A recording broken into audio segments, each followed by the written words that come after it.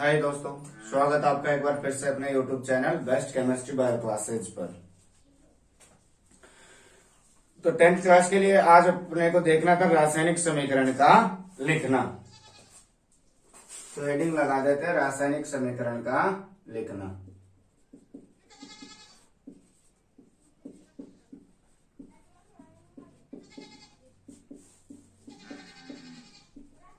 अगर अपन रासायनिक समीकरण की डेफिनेशन की बात करें तो डेफिनेशन कल अपन ने देखी थी इसकी कि किसी रासायनिक अभिक्रिया को उसके प्रतीकों तथा फॉर्मूलों के द्वारा लिखना क्या कहलाता है?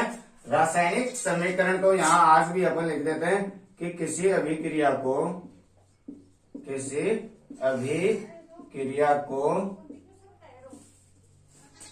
प्रतीकों द्वारा व अणु सूत्रों द्वारा लिखना रासायनिक समीकरण कहलाता है। रासायनिक समीकरण कहलाता है। अब देखो, सर्वप्रथम अपन कल वाले क्रियाकलाप या कल वाली एक्टिविटी की बात करते हैं जिसमें मैग्नीशियम के रिबन को जलाया गया था। तो हमने कहा था कि एक मैग्नीशियम का रिबन लेते हैं, उसे पहले रेगमाल से साफ करते हैं, फिर उसे जलते हुए स्प्रिट लैंप या फिर बर्नर की सहायता से उसको जलाते हैं तो अपने को एक राख जैसा पदार्थ प्राप्त होता है जो कि क्या था? Magnesium oxide. अब ये क्या हो जाता है? एक लंबा प्रोसेस हो जाता है। अब अगर अपने इसको शॉर्ट रूप में या छोटे रूप में दर्शाना चाहे तो अपने को रासायनिक समीकरण की आवश्यकता होती है। तो अपन ये बोल सकते हैं कि रासायनिक समीकरण रासायनिक अभिक्रिया का छोटा या संक्षिप्त रूप होता है। तो कल वाले अगर एक्सपेरिमेंट को अपन लिखना चाहे तो अपन लिख सकते हैं कि हमने लिया था मैग्नीशियम प्लस वायु में उपस्थित ऑक्सीजन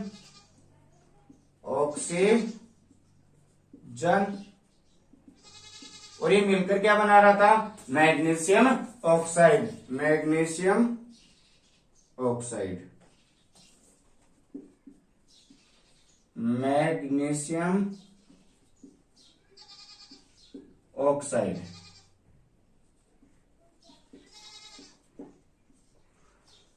अब जब हमने इसको शब्दों के रूप में लिखा, कोई प्रतीक वगैरह नहीं लिखा, जैसा हिंदी में दे रखा है कि मैग्नीशियम प्लस ऑक्सीजन प्लस में ये is equal to magnesium oxide. तो ये समीकरण कहलाता है अपने पास शब्द समीकरण। अरे हमने शब्दों के रूप में लिखा तो ये क्या कहलाता है? शब्द समीकरण। अब नेक्स्ट, अगर इन्हीं शब्दों को अगर इनके प्रतीक के रूप में लिख दिया जाए, तो क्या होगा? मैग्नीशियम का जो सिंबल होता है, प्रतीक होता है, वो Mg होता है और ऑक्सीजन गैस का जो सिंबल होता है वो O2 होता है और मैग्नीशियम ऑक्साइड का जो सिंबल होता है वो क्या होता है? MgO। ये अपने पास हो गया रासायनिक समीकरण।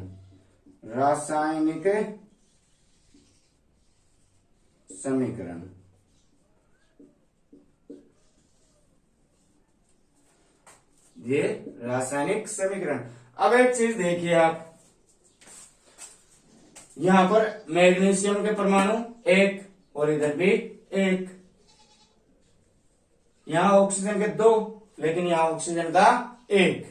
इससे बचने के लिए, यानी ये क्या है? असंतुलित समीकरण है। दोनों तरफ परमाणुओं की संख्या या फिर परमाणु द्रव्यमानों का योग क्या होना चाहिए? बराबर होना चाहिए। इसे क्या कहा जाता है? द्रव्यमान संरक्षण का नियम कहा जाता है। और इस द्रव्यमान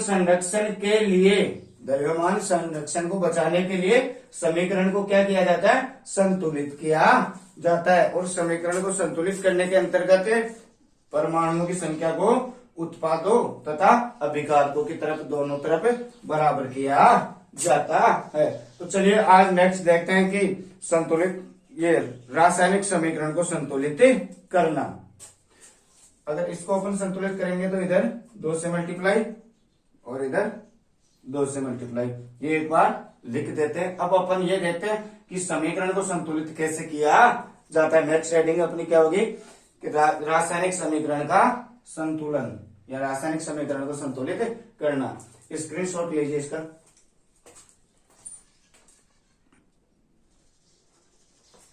तो अब नेक्स्ट चर्चा करते हैं अपन रासायनिक समीकरण को संतुलित करना।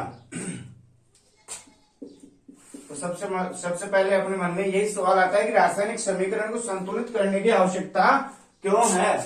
तो द्रव्यमान संरक्षण के नियम के अनुसार किसी भी रासायनिक समीकरण को संतुलित करना आवश्यक है। तो सबसे पहले अपन ये देखते हैं कि द्रव्यमान संरक्षण का नियम क्या था।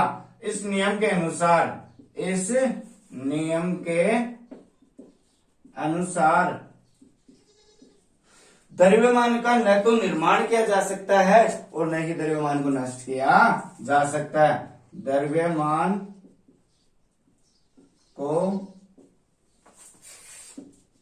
न तो बनाया जा सकता है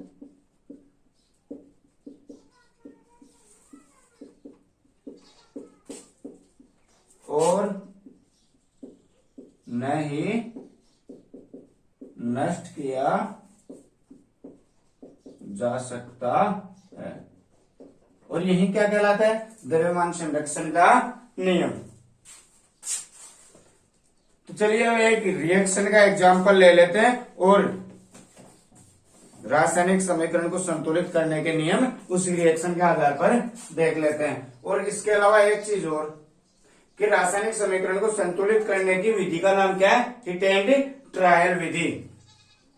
तो हम लिख सकते हैं हिट एंड ट्रायल विधि से रासायनिक समीकरण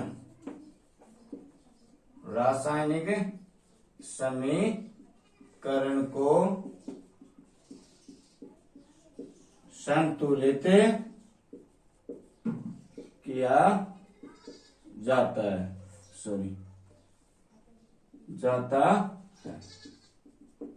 अब हिट एंड ट्रायल विधि में होता क्या है कि अपने को कम से कम संख्या का मान रखना होता है और रख के देखना पड़ता है। इसी को क्या कहते हैं, हिट एंड ट्रायल विधि।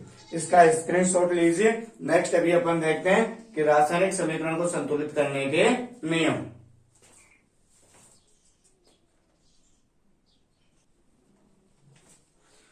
अब रासायनिक समीकरण को संतुलित करना, इसको समझने के लिए हम एक ये एग्जांपल ले लेते हैं जिसमें दे रखा है, अपनी बुक में दे रखा है Ap plus H2O is equal to Ap3O4 plus H2। Ap plus H2O, Ap plus H2O is equal to Ap3O4 Ap3O4 plus H2। ये रिएक्शन हमने ले ली।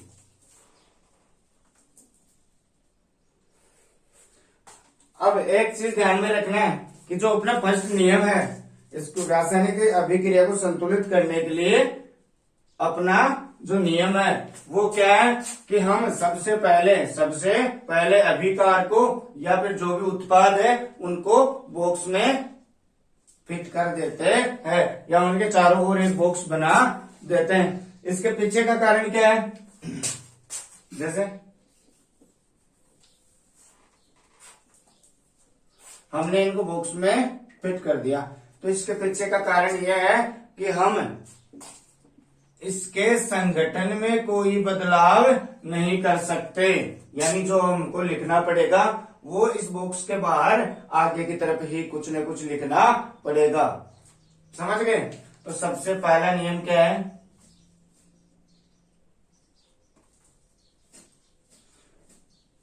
जो सबसे पहला नियम दे रखा है अपने को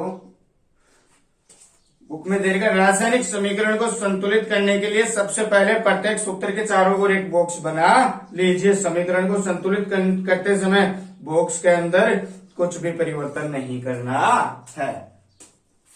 क्या बोलेंगे,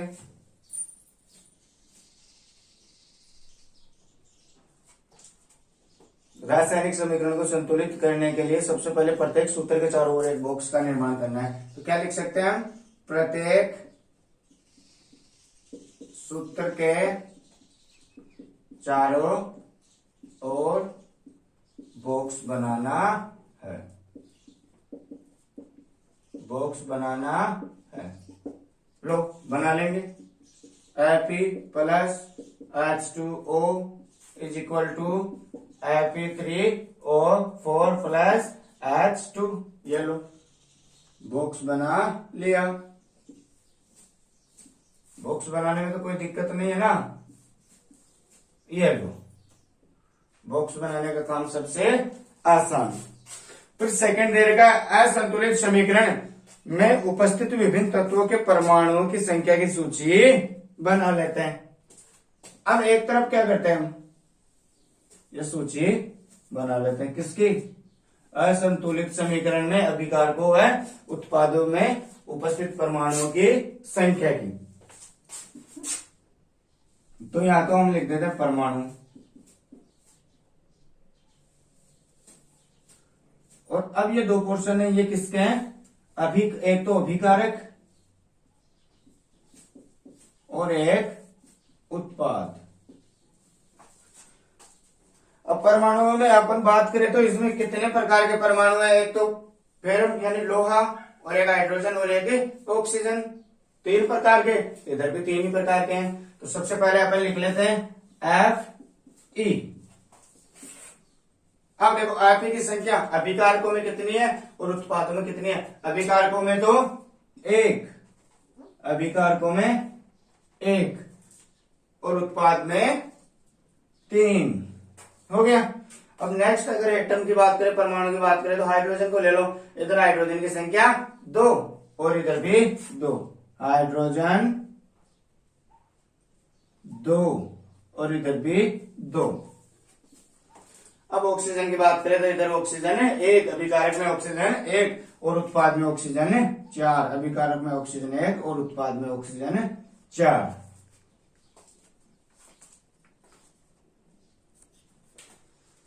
हो गया।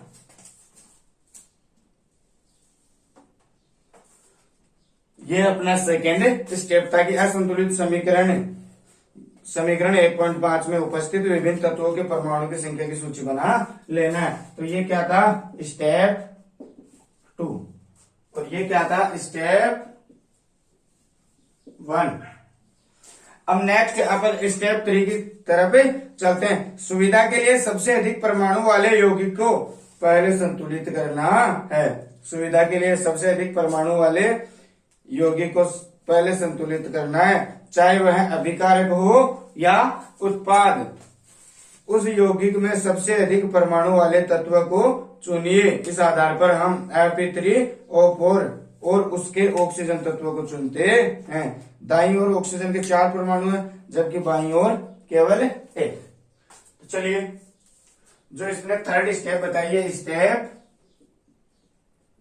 3, इसने कहा कि सर्वप्रथम संतुलित अधिक संख्या वाले परमाणु को करेंगे। तो यहां लिख सकते हैं हम सर्वप्रथम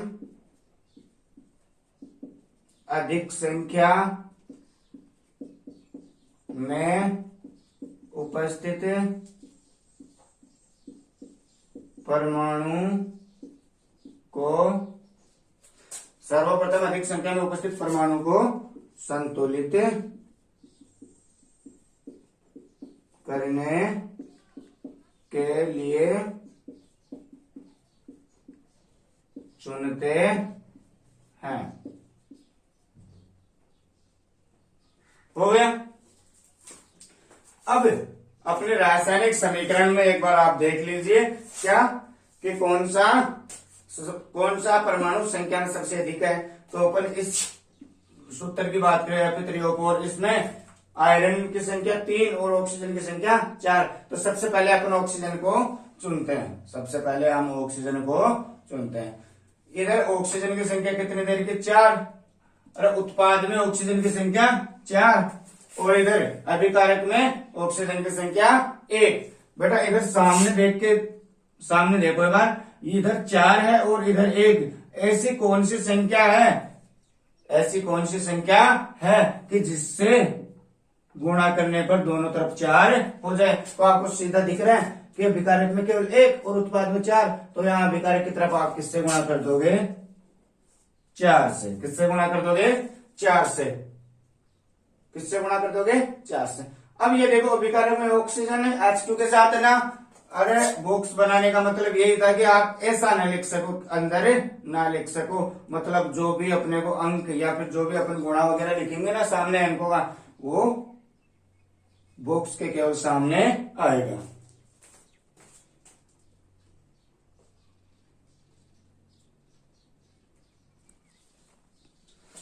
वो क्या आएगा, केवल बॉक्स के सामने आएगा। अब ये बॉक्स के सामने जो भी अंक लिखा जाता है ये सूत्र में उपस्थित सभी परमाणुओं पर क्या होता है, लागू होता है या सभी से गुणा होता है। तो यहाँ पर 4 से गुणा किया, अरे हमने गुणा तो ऑक्सीजन को किया था 4 से, लेकिन हाइड्रोजन भी 4 से गुणा हो गया। तो हम यहाँ लिख सकते हैं कि 4 से हाइड्रोजन भी क्या हो गया, गुणा हो गया।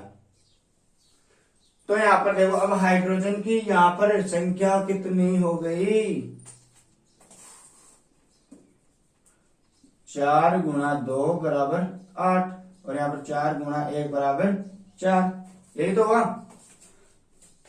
तो अब हाइड्रोजन की संख्या क्या हो गई, असंतुलित। पहले संतुलित थी, 2 इधर थी 2 इधर, लेकिन ऑक्सीजन को संतुलित करने के चक्कर में हाइड्रोजन का क्या हो गया, असंतुलन।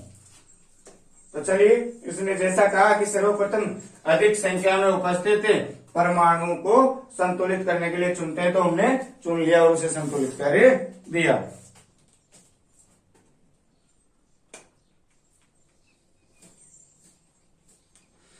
स्टेप 3 की बात कर ली। अब स्टेप 4 में आते हैं। एफ तथा हाइड्रोजन अब भी संतुलित नहीं है, इनमें से किसी एक तत्व को चुनकर आगे बढ़ते हैं। हम आंशिक रूप से संतुलित समीकरण में हाइड्रोजन परमाणु को संतुलित करते हैं। चलो अब हाइड्रोजन को संतुलित करने में लगते हैं। जब हम हाइड्रोजन को संतुलित करेंगे, हाइड्रोजन की संख्या उत्पाद में कितनी है, 2, और अभिकारक में 8, अभिकारक में 8। तो ऐसी कौन सी संख्या है कि जिसको 2 से गुणा करने पर अपने पास 8 आ जाए। तो ऐसी संख्या तो 4 ही होती है ना। तो 4 गुणा 2 बराबर 8। अब देखो हाइड्रोजन की संख्या इधर 8 और इधर 8 हो गया। अब नेक्स्ट स्टेप 5 की तरफ बढ़ते हैं। अब अपन किसको संतुलित करेंगे, Fe को, लोहे को। स्टेप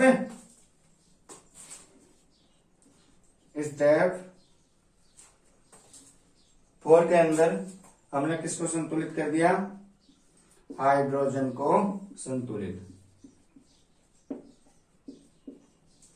और स्टेप 5 में Fe को। चलो अब Fe को संतुलित करते हैं। इधर Fe 3 और इधर अभिकारक में 1, तो अभिकारक वाले की तरफ क्या कर देंगे अपन, 3 से गुणा कर देंगे। अब देखो उत्पाद वाले हाइड्रोजन को कितने से गुणा किया हमने, उत्पाद वाले हाइड्रोजन को 4 से गुणा किया, और Fe को, अभिकारक वाले Fe को 3 से गुणा किया। तो ये अपने पास क्या हो गया, एक संतुलित रासायनिक समीकरण। अब आप आराम से देख सकते हो ना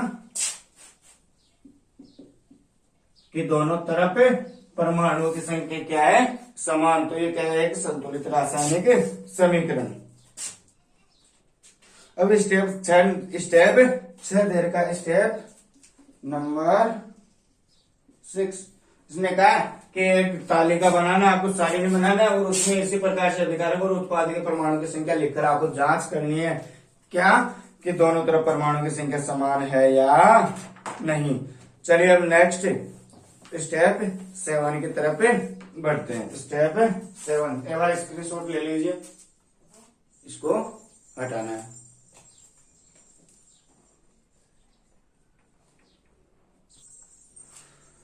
अब नेक्स्ट स्टेप अपन देखते हैं, स्टेप नंबर 7। इसने क्या कहा, भौतिक अवस्थाओं के संकेत लिखना, तो यहां लिख देते हैं भौतिक अवस्थाओं के संकेत लिखना। तो भौतिक अवस्था के बारे में तो आपने पढ़ा ही होगा ना कि भौतिक अवस्था 3 प्रकार की होती है, ठोस, द्रव और गैस। उसी के आधार पर अपने को क्या करना है, इनकी अवस्था लिखनी है। अब देखो एपी जो लोहा होता है वो सामान्यतः किस रूप में होता है, ठोस रूप में। एक बार इसे देखो, जो ठोस होता है उसको इंग्लिश में क्या बोलते हैं, सॉलिड, और सॉलिड का अपन ने क्या ले लिया, एस। और जो द्रव होता है उसको हिंदी में क्या कहते हैं, लिक्विड, और लिक्विड का एल ले लिया। और जो गैस होती है उसको इंग्लिश में भी क्या कहते हैं, गैस ही कहते हैं, तो उसका क्या ले लिया, जी। हो गया। और जो जलीय विलयन होता है, एक्वाटिक सॉल्यूशन, जलीय विलयन, एक्वाटिक सॉल्यूशन, उसको एक्यू से रिप्रेजेंट करते हैं, एक्यू। चलिए तो अब लिखते हैं, जो लोहा होता है अपने पास सॉलिड फॉर्म में होता है, और जो यहाँ पर हमने इस रासायनिक अभिक्रिया में जो H2 लिया है, ये किसके रूप में लेते हैं, भाप के रूप में। किसके रूप में, भाप के रूप में। तो यहाँ पर क्या लिखेंगे, भाप एक प्रकार की गैस ही तो है, तो यहाँ पर लिख देंगे गैस। और ये Fe3O4 ये अपने को सॉलिड फॉर्म में प्राप्त होता है, ठोस रूप में, और ये गैसीय रूप में निकल जाती है। तो अब अपने पास एक रासायनिक समीकरण प्राप्त होता है जो पूर्णतया संतुलित है। तो अब इसका रूप लिखेंगे नीचे 3Fe जो कि सॉलिड है, प्लस 4H2O, और ये H2O क्या है, गैसीय फॉर्म में। अब नेक्स्ट Fe3O4 ये सॉलिड फॉर्म में, और 4H2 गैसीय फॉर्म में। अब जो गैस वगैरह होती है, गैस वगैरह रासायनिक अभिक्रिया में यदि गैस का निर्माण होता है तो गैस के पास में एरो का निशान ऊपर की तरफ लगा दिया जाता है कि गैस बनती है और ऊपर निकल जाती है।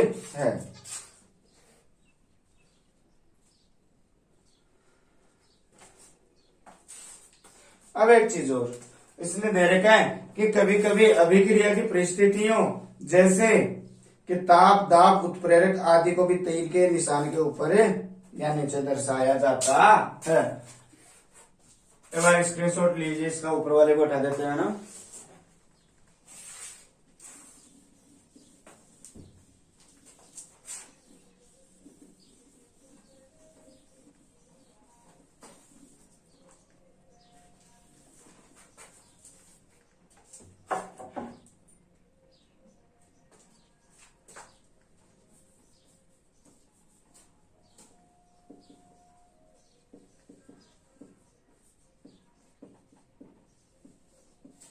अभिक्रिया में आवश्यक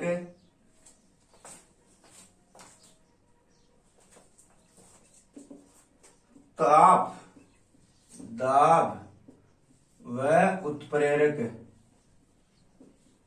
की उपस्थिति को तीर के निशान से ऊपर या नीचे लिखा जाता है। जैसे अगर अपन अभिक्रिया की बात करें, सबसे पहले CO plus H2, CO plus H2 carbon monoxide, जो कि क्या है, एक प्रकार की गैस, और ये किससे मिल रही है, हाइड्रोजन गैस से। किससे, हाइड्रोजन गैस से, और मिलकर क्या बना रही है, मेथेनॉल, CH3OH, जो कि क्या है, लिक्विड, जो कि क्या है, लिक्विड। और इसको बनाने के लिए लगभग 340 ATM की आवश्यकता होती है। 340 ATM, ATM का मतलब क्या होता है, एटमॉस्फेयर प्रेशर, यानी वायुमंडलीय दाब। 340 वायुमंडलीय दाब। हो गया। अब अगर नेक्स्ट अपन चर्चा करें किसकी, प्रकाश संश्लेषण फोटोसिंथेसिस रिएक्शन की। तो जो फोटोसिंथेसिस रिएक्शन होते हैं उसमें सबसे पहले अपन काम में क्या लेते हैं, कार्बन डाइऑक्साइड और जल काम में आता है। तो इसकी रिएक्शन होती है 6CO2 प्लस 12H2O। अब ये CO2 होगी वो गैसीय फॉर्म में होगी, और जो H2O होगा वो किस रूप में होगा, लिक्विड फॉर्म में। अब देखो फोटोसिंथेसिस के लिए अपने को किस चीज की आवश्यकता होती है, एक तो सनलाइट,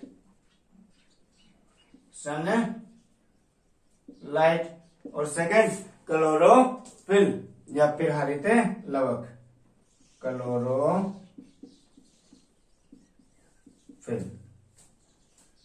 हो गया। अब इसके दौरान बनता क्या है, C6H12O6, यानी एक तो ग्लूकोज का निर्माण होता है C6H12O6, और ये किस फॉर्म में होता है, लिक्विड फॉर्म में, प्लस जल का निर्माण होता है, और प्लस फोटोसिंथेसिस में ऑक्सीजन गैस का निर्माण होता है।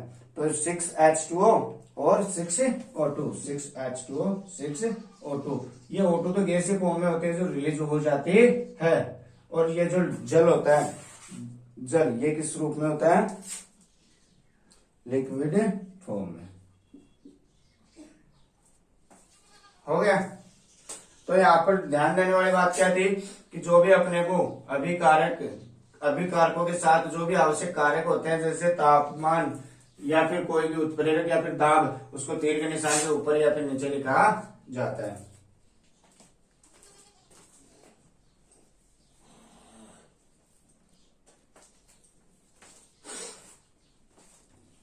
तो कल की क्लास में अपन बात करेंगे इनके क्वेश्चन आंसर के जो बीच में प्रश्न आ गए, और उसके आगे रासायनिक अभिक्रियाओं के प्रकार।